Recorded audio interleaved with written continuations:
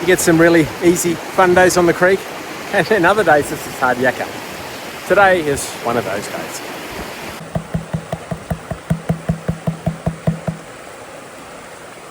Thank you very much. One bucket.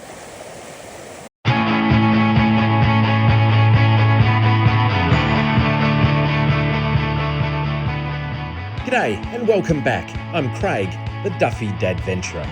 I live in Canberra, Australia's very pretty capital city, but also a pretty freezing place in winter, where backyard gold panning comes with a real risk of frostbite. So, like many Canberrans, I like to get out somewhere a bit warmer. Sometimes that's just an hour or two's drive away. The Araluen Valley sits a fair bit lower than Canberra, so the climate here is more mild. And even if the water is still pretty chilly, at least your risk of hypothermia is a bit lower. The only problem is, since my last visit, a massive flood has come through and the river hasn't quite recovered. Well, it's a very different river today to when I was here last week. It's going to be interesting to see if I can access any of the spots where I know there's gold. There's a lot of water and a lot of sand that's been washed in.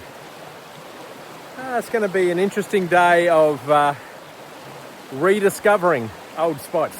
Well, normally I'd be targeting channels like that, but given how much water there's been here in the last week, I might actually just start having a look at this. Now, the high water levels today are really kind of impeding where I can dig, but it may have opened up a new opportunity for me. These banks, which just a couple of days ago were submerged, have the ability to trap gold in the roots of the grasses here. So I'm just going to scalp a bit of the grass off the top and see what the roots hold.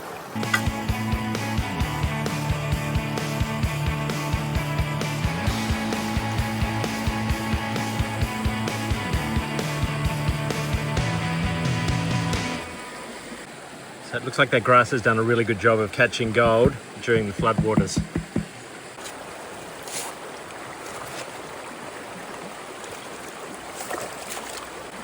Well, yes, there was some gold there, but washing the roots was a fair bit of hard work. So it was back to test panning, the key to every prospecting success. Take a pan here, take a pan there. Rinse and repeat. A lot of hard labour, a bit of frustration. I've had one of those dry days. Just can't pick a spot. It's one of those.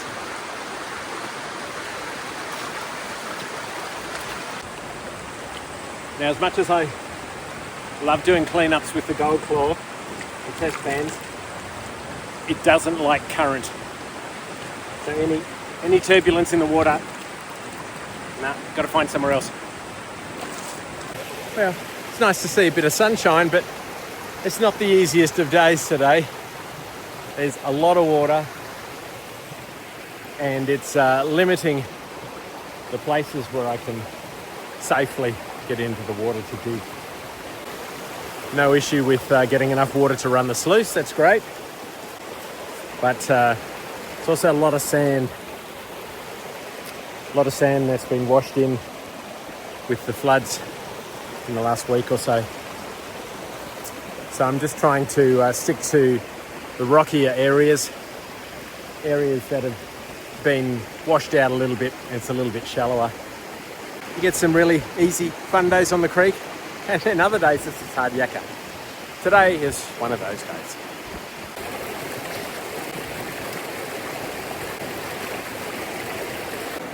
It may have taken 3.5 hours, but I finally found the spot.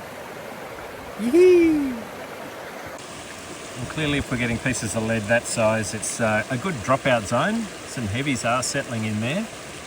So where I've been working is this old channel. Like a couple of days ago in flood, that would have been flowing down there. You know, the water's still coming down here, but it's It's dried up here first, and it's obviously deposited quite a bit of heavies.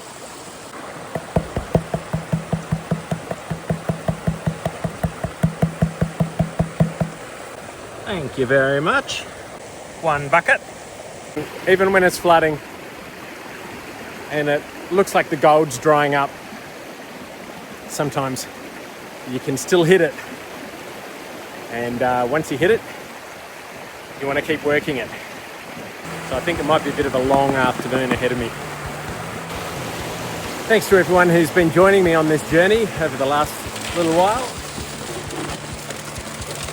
If you'd like to see more of my adventures, love you to hit that subscribe button and turn on notifications.